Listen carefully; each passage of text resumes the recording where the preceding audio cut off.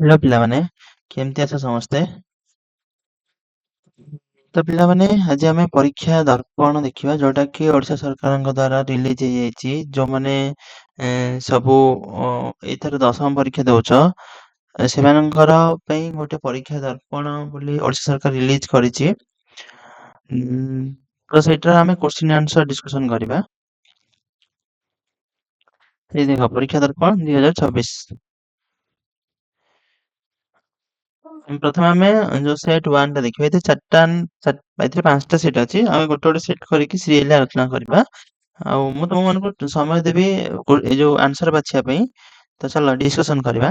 ଆମେ ସେଟ୍ 1 ଦେଖିବା।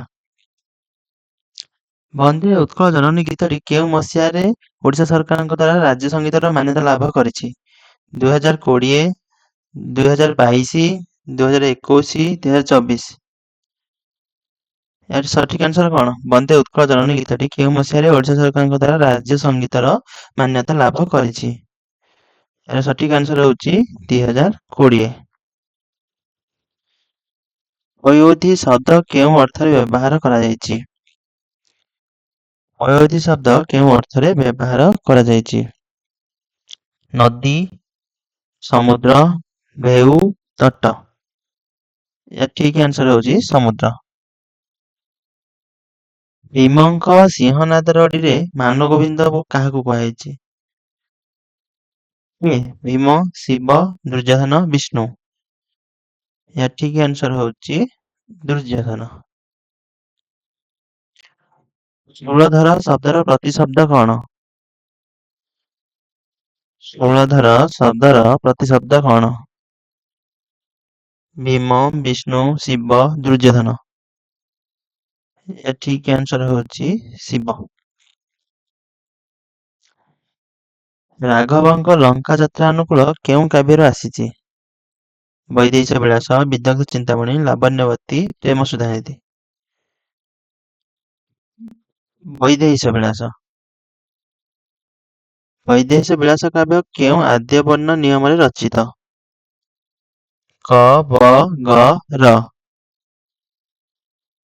କୋଉଟା? ବୈଦେହୀଶ ବିଳାସ କାବ୍ୟ ବ ଆଦ୍ୟ ଅକ୍ଷର ନିୟମରେ ରଚିତ।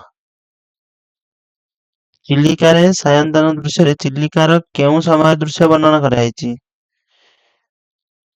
ଚିଲିକାରେ ସାୟନ୍ତନ ଦୃଶ୍ୟରେ ଚିଲିକାର କେଉଁ ସମୟର ଦୃଶ୍ୟ ବର୍ଣ୍ଣନା କରାଯାଇଛି? ବର୍ଷାକାଳୀନ, ଶରତକାଳୀନ, ସନ୍ଧ୍ୟାକାଳୀନ, ପ୍ରଭାତକାଳୀନ। ସନ୍ଧ୍ୟାକାଳୀନ ଦୃଶ୍ୟ ବର୍ଣ୍ଣନା କରାଯାଇଛି।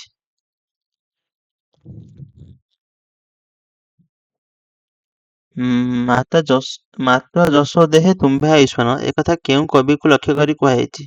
କବି ରାଧାନାଥ ରାୟ, କବି ସୂର୍ଯ୍ୟ ବଳଦେବ ରଥ, କବିଚନ୍ଦ୍ର କାଳିଚରଣ ପଟ୍ଟନାୟକ, ସ୍ୱଭାବ କବି ଗଙ୍ଗାଧର ମେହେର। ଠିକ୍ ଆନ୍ସର ହେଉଛି କବି ସୂର୍ଯ୍ୟ ବଳଦେବ ରଥଙ୍କୁ କୁହାଯାଇଛି ମାତ୍ର ଯଶୋ ଦେହେ ତୁମ୍ଭେ ଆୟୁଷ୍ମାନ। ମଙ୍ଗଳେ ଆଇଲା ଉଷା ଗଙ୍ଗାଧରଙ୍କ ତପସ୍ୱିନୀ କାବ୍ୟର କେଉଁ ସର୍ଗରୁ ସଂଗୃହୀତ? ମଙ୍ଗଳେ ଆଇଲା ଉଷା ଗଙ୍ଗାଧରଙ୍କ ତପସ୍ୱିନୀ କାବ୍ୟର କେଉଁ ସର୍ଗରୁ ସଂଗୃହୀତ? ଚତୁର୍ଥ ହେଲା। ନିର୍ବାସିତ ସୀତା କେଉଁ ଋଷିଙ୍କ ଆଶ୍ରମରେ ରହୁଥିଲେ? ବଶିଷ୍ଠ, ବାଲ୍ମୀକି, ଦୁର୍ବାସା, ଭରଦ୍ୱାଜ।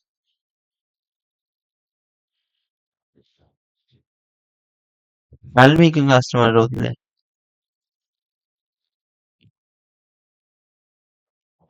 କେଉଁ କବିତା ପୁସ୍ତକ ପାଇଁ ଅନନ୍ତ ପଟ୍ଟନାୟକ କେନ୍ଦ୍ର ସାହିତ୍ୟ ଏକାଡେମୀ ପୁରସ୍କାର ପାଇଥିଲେ?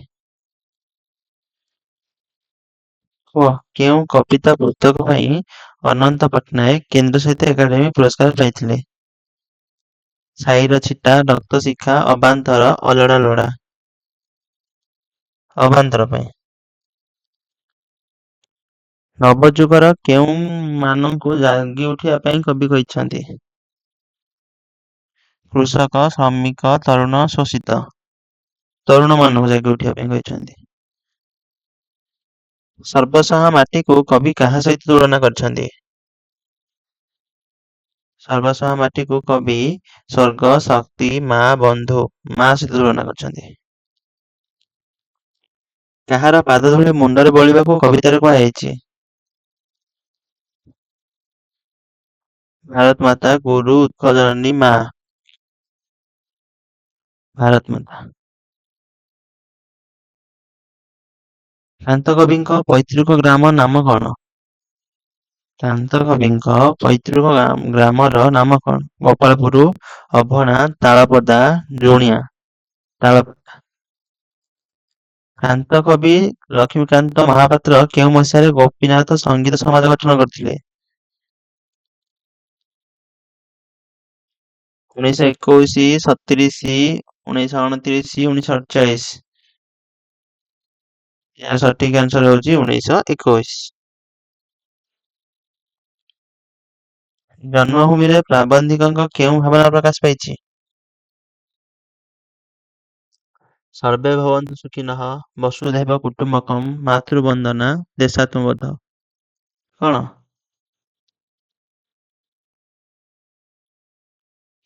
ଜନ୍ମଭୂମିରେ ପ୍ରାବନ୍ଧିକଙ୍କ କେଉଁ ଭାବନା ପ୍ରକାଶ ପାଇଛି? ଏଇଟା ହଉଛି ବାସୁଦେବ କୁଟୁମ୍ବକମ୍। ବସୁଦେବ କୁଟୁମ୍ବକମ୍ ହେଲା। ଅଭ୍ରଂଶ ଶବ୍ଦଟି କେଉଁ ଅର୍ଥରେ ବ୍ୟବହାର କରାଯାଇଛି? ଆଭିଜାତ୍ୟ, ଆକାଶଛୁଆଁ, ଆଡମ୍ବର, ସୌରଭ। ଆକାଶଛୁଆଁ। ସଭ୍ୟତା ଓ ବିଜ୍ଞାନର ଲେଖକ ବୃତ୍ତିରେ କଣ ଥିଲେ? ସଭ୍ୟତା ଓ ବିଜ୍ଞାନର ଲେଖକ ବୃତ୍ତିରେ କଣ ଥିଲେ? ପ୍ରାଣୀ ବିଜ୍ଞାନୀ, ଭାଷା ବିଜ୍ଞାନୀ, ରସାୟନ ବିଜ୍ଞାନୀ, ଉଦ୍ଭିଦ ବିଜ୍ଞାନୀ। ଉଦ୍ଭିଦ ବିଜ୍ଞାନୀ ଥିଲେ। ସଭ୍ୟତା ଓ ବିଜ୍ଞାନ ପ୍ରବନ୍ଧଟି ଉତ୍କଳ ସାହିତ୍ୟ ପତ୍ରିକାରେ କେଉଁ ମସିହାରେ ପ୍ରକାଶ ପାଇଥିଲା? 1914, 1918, 1942, 1907। ସଭ୍ୟତା ଓ ବିଜ୍ଞାନ ପ୍ରବନ୍ଧଟି ଉତ୍କଳ ସାହିତ୍ୟ ପତ୍ରିକାରେ 1942ରେ ପ୍ରକାଶ ପାଇଥିଲା। ଗଣତନ୍ତ୍ରର ମୂଳମନ୍ତ୍ର କଣ ବୋଲି କୁହାଯାଇଛି? ଭାଷା, ଶିକ୍ଷା, ସାହିତ୍ୟ, ସମାଜ। ଶିକ୍ଷା। ଗଣତନ୍ତ୍ରର ମୂଳମନ୍ତ୍ର ହେଉଛି ଶିକ୍ଷା।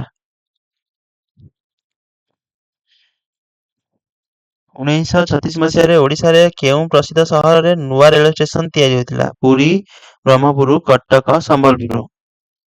ପୁରୀରେ। 1963ରେ ପୁରୀରେ ନୂଆ ରେଳ ଷ୍ଟେସନ ତିଆରି ହୋଇଥିଲା। ଛତ୍ରପତି ବିବେକାନନ୍ଦ ପୁସ୍ତକର ଲେଖକ କିଏ? ଶରତ କୁମାର ମହାନ୍ତି, ବସନ୍ତ କୁମାର ଶତପଥୀ, ବଂଶୀଧର ସାମନ୍ତରାୟ, ଗୋଲକ ବିହାରୀ ଧଳ। ଶରତ କୁମାର ମହାନ୍ତି। ଛତ୍ରପତି ବିବେକାନନ୍ଦ ପୁସ୍ତକ ରଚୟିତା ହେଲା। ଶ୍ରୀରାମକୃଷ୍ଣ ପୃଥିବୀରୁ ବିଦାୟ ନେଲା ବେଳକୁ ନରେନଙ୍କୁ କେତେ ବର୍ଷ ହେଇଥିଲା? 22, 24, 18, 30। କେତେ ବର୍ଷ ହେଇଥିଲା ନରେନଙ୍କୁ? 22 ବର୍ଷ ହେଇଥିଲା।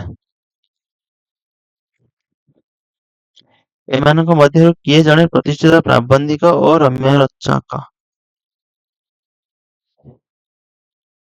ପ୍ରାବନ୍ଧିକ ଓ ରମ୍ୟ ରଚକ କିଏ ଏମାନଙ୍କ ମଧ୍ୟରୁ? ବିଶ୍ୱନାଥ କର, ଉମେଶ ଚନ୍ଦ୍ର ସରକାର, ଗୋପାଳ ଚନ୍ଦ୍ର ପ୍ରହରାଜ, ରାମଶଙ୍କର ରାୟ। ଗୋପାଳ ଚନ୍ଦ୍ର ପ୍ରହରାଜ ଅଛନ୍ତି ଜଣେ ପ୍ରାବନ୍ଧିକ ଓ ରମ୍ୟ ରଚକ।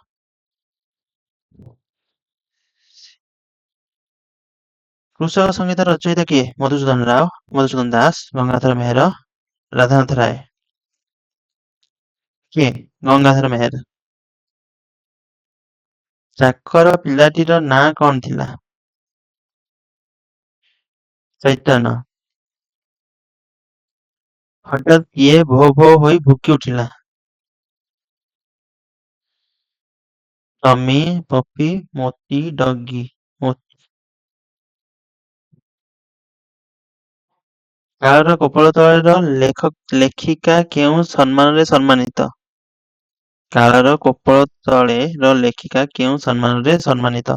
ଏଇ କାଳର କୋପଳ ତଳେର ଲେଖିକା କିଏ ମତେ କମେଣ୍ଟରେ ଜଣାଅ। ସାହିତ୍ୟ ଭାରତୀ ସମ୍ମାନ ପାଇଥିଲେ ସିଏ ହେଲା। ଏଇଟା ଜଣେଇବ କମେଣ୍ଟରେ। ଅଙ୍ଗଦ ଚୌଧୁରୀ କେଉଁ ବିଶ୍ୱବିଦ୍ୟାଳୟର ଛାତ୍ର? ଅଙ୍ଗଦ ଚୌଧୁରୀ କେଉଁ ବିଶ୍ୱବିଦ୍ୟାଳୟର ଛାତ୍ର? ଦିଲ୍ଲୀ, ହାର୍ଭାର୍ଡ, ଉତ୍କଳ, ନାଳନ୍ଦା। ସେ ହଉଛନ୍ତି ନାଳନ୍ଦା ବିଶ୍ୱବିଦ୍ୟାଳୟ ଛାତ୍ର। ବେଲ ଓ ଅଶ୍ୱତ୍ଥ ବଟବୃକ୍ଷର ଲେଖକ କେଉଁ ଚାକିରି କରୁଥିଲେ? ଡାକ୍ତର, ଶିକ୍ଷକ, ପ୍ରାଣୀ ବିଜ୍ଞାନୀ, ଭୂତତ୍ତ୍ୱବିତ୍ ଚାକିରି କରୁଥିଲେ। ମାଉଁସ ପାଛିଆରେ କଣ ନଥିଲା?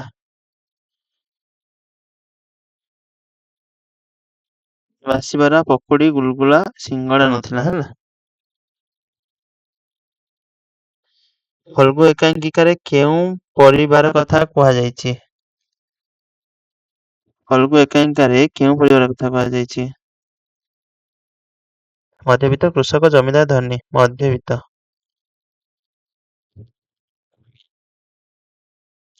ଭାରି କ୍ଷଣରାଗୀ ଠିକ୍ ତା ବୋଉ ପରି, ଏକଥା କିଏ କହିଛନ୍ତି? ମହାପାତ୍ର, ସୁବୋଧ, ପ୍ରୀତି, ବେବୀ। ମହାପାତ୍ର। କୋଣାର୍କ ଏକାଙ୍କିକାରେ କେଉଁ ପ୍ରସଙ୍ଗକୁ ମୁଖ୍ୟତଃ ନାଟ୍ୟ ରୂପ ଦିଆଯାଇଛି? କୋଣାର୍କ ମନ୍ଦିର ତୋଳା, 1200 ବଢେଇ, କୋଣାର୍କ ମନ୍ଦିରର ଦଧିନଉତି ବସିବା, କୋଣାର୍କ ମନ୍ଦିରର ସୌନ୍ଦର୍ଯ୍ୟ। କୋଣାର୍କ ଏକାଙ୍କିକାରେ କୋଣାର୍କ ମନ୍ଦିରର ଦଧିନଉତି ବସିବାକୁ ନାଟ୍ୟ ରୂପ ଦିଆଯାଇଛି। ହେଲା, ବି ହବ ଆନ୍ସର। ଆପଣା ଲୋକ ଶତ୍ରୁ ଅର୍ଥ ବୁଝାଉଥିବା ରୂଢିଟି କଣ? ଓଠ ଖଣ୍ଡିଆ, ଏକ ଘରକିଆ, ଘର ଢିଙ୍କି, କୁମ୍ଭୀର, କରଛଡ଼ା। ଆପଣା ଲୋକ ଶତ୍ରୁ। ହଁ ହବ ଘର ଢିଙ୍କି, କୁମ୍ଭୀର। ଏକ ବା ଏକାଧିକ ପଦ ମିଳିତ ହୋଇ ମନର ଭାବକୁ ସମ୍ପୂର୍ଣ୍ଣ ରୂପେ ପ୍ରକାଶ କଲେ ତାକୁ କଣ କୁହାଯାଏ? ବାକ୍ୟ, ଧ୍ୱନି, ଶବ୍ଦ, ବାକ୍ୟାଂଶ। କଣ କୁହାଯାଏ? ଏକ ବା ଏକାଧିକ ପଦ ମିଳିତ ହୋଇ ମନର ଭାବକୁ ସମ୍ପୂର୍ଣ୍ଣ ରୂପେ ପ୍ରକାଶ କଲେ ତାକୁ ବାକ୍ୟ କୁହାଯାଏ। ଏ ବର୍ଷ ପ୍ରବଳ ଶୀତ ହୋଇଛି, ଏହା କି ପ୍ରକାର ବାକ୍ୟ? କି ପ୍ରକାର ବାକ୍ୟ? ଏ ବର୍ଷ ଏଇଟା ହଉଛି ବିବୃତି, ଗୋଟେ ବିବୃତି ପ୍ରକାଶ ପାଇଲା ନା, ଏଇଟା ହଉଛି ବିବୃତି ଆଦି ସୂଚକ ପରେ। ଏ ବର୍ଷ ପ୍ରବଳ ଶୀତ ହୋଇଛି ହେଲା। ବାକ୍ୟର ପ୍ରତ୍ୟେକ ଅଂଶକୁ କଣ କୁହାଯାଏ? ବାକ୍ୟର ପ୍ରତ୍ୟେକ ଅଂଶକୁ କଣ କୁହାଯାଏ? ପଦ, କ୍ରିୟା, ଧ୍ୱନି, ବିଶେଷ୍ୟ। କୁହ। ପଦ କୁହାଯାଏ। ବାକ୍ୟର ପ୍ରତ୍ୟେକ ଅଂଶକୁ ପଦ ବୋଲି କୁହାଯାଏ। ଯେହେତୁ ଜେଜେ ଆସିଛନ୍ତି ତେଣୁ ଆମେ ଖୁସି ଅଛୁ, ଏହା କି ପ୍ରକାର ବାକ୍ୟ? ଯେହେତୁ ଜେଜେ ଆସିଛନ୍ତି ତେଣୁ ଆମେ ଖୁସି ଅଛୁ। ଏଇଟା ହଉଛି ଗୋଟେ ଜଟିଳ ବାକ୍ୟ। ନିମ୍ନତଃ କେଉଁ ମଧ୍ୟରୁ କେଉଁଟି ଶୁଦ୍ଧ ରୂପ? କୁହ, ଏଇ ଭିତରୁ ଏଇ ଆଶୀର୍ବାଦରୁ କୋଉ ଆଶୀର୍ବାଦଟା ଠିକ? କମେଣ୍ଟ କର। ଏହାର ଶୁଦ୍ଧ ରୂପ ହଉଛି ଏଇଟା ଆଶୀର୍ବାଦ। ନ ସ୍ଥାନରେ କଣ ହେଲେ ତାକୁ ଣତ୍ୱବିଧି କୁହାଯାଏ? ଣ ସ୍ଥାନରେ ତାକୁ ଣତ୍ୱବିଧି କୁହାଯାଏ। ଦେଶଜ ଓ ବୈଦେଶିକ ଶବ୍ଦରେ ପ୍ରାୟତଃ କେଉଁ ବର୍ଣ୍ଣଟି ସ ହୁଏ?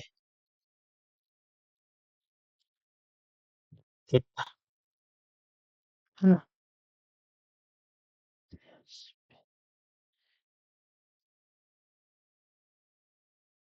କେଉଁଟି ଶୁଦ୍ଧ ରୂପ? 44 ନମ୍ବର। ଗୋଟିଏ ପିମ୍ପୁଡ଼ିଟିଏ, ସବୁ ବହିଗୁଡ଼ିକ, ପ୍ରତ୍ୟେକ ଲୋକମାନେ। ଏହାର ଠିକ ଆନ୍ସର କୋଉଟା? ପିମ୍ପୁଡ଼ିଟିଏ ଠିକ ଆନ୍ସର, କାରଣ ଗୋଟିଏ ପିମ୍ପୁଡ଼ିଟିଏ, ପିମ୍ପୁଡ଼ିଟିଏ ଗଲେ ଗୋଟେକୁ ବୁଝୁଛି, ଗୋଟିଏ ଗଲେ ଗୋଟେକୁ ବୁଝୁଛି। ଯଦି ଆଉ ଗୋଟେ ସବୁ ବହି ଗୁଡ଼ିକ, ସବୁ ବୋଇଲେ ସବୁକୁ ବୁଝଉଛି, ବହି ଗୁଡ଼ିକ କହିଲେ ବହି ମାନେ ବୁଝଉଛି। ମାନେ ଯୋଉଟା ଏକ ବଚନ ଅଛି ଏକ ବଚନ ଅଛି, ଯୋଉଟା ବହୁ ବଚନ ଅଛି ବହୁ ବଚନ ଅଛି, ତେଣୁକରି ଏ ସବୁ ଗୁଡାକ ଭୁଲ ଅଛି। ବିଟା ହଉଛି ଠିକ, ପିମ୍ପୁଡ଼ିଟିଏ ହଉଛି ଠିକ। ପ୍ରାଣୀର ଭଲ ବନ୍ଧ ବାଣୀ ମରଣ କାଳେ ତାହା ଜାଣି, ଏହା କେଉଁ ଛନ୍ଦରେ ରଚିତ? 45 ନମ୍ବର। ଏଟା ହଉଛି ଶଙ୍ଖାଭରଣ, ବିଭାସ କେଦାର, ବଙ୍ଗଳାଶ୍ରୀ, ଗୁଜ୍ଜରୀ ହେଲା। ଭିନ୍ନାର୍ଥବୋଧକ ଏକ ପ୍ରକାର ଶବ୍ଦର ବାରମ୍ବାର ଆବୃତ୍ତିକୁ କେଉଁ ଅଳଙ୍କାର ହୁଏ? ଭିନ୍ନାର୍ଥବୋଧକ ଏକ ପ୍ରକାର ଶବ୍ଦର ବାରମ୍ବାର ଆବୃତ୍ତିକୁ କେଉଁ ଅଳଙ୍କାର କୁହାଯାଏ? ଶ୍ଲେଷ, ଅନୁପ୍ରାସ, ଯମକ, ଉପମା। ଯମକ ଅଳଙ୍କାର କୁହାଯାଏ। ବାବୁ ନାକ ଶିରଦାନ ଯୋଗ୍ୟଜେସାକୁ ବିହର କାନନ କର ଆଲିଙ୍ଗନକୁ, ଏଥିରେ କେଉଁ ଅଳଙ୍କାର ବ୍ୟବହୃତ?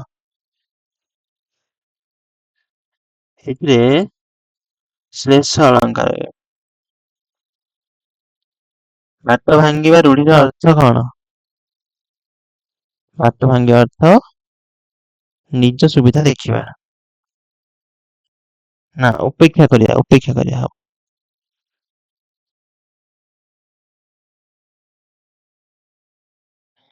ଭାଙ୍ଗିବା ଅର୍ଥ ଅପେକ୍ଷା କରିବା।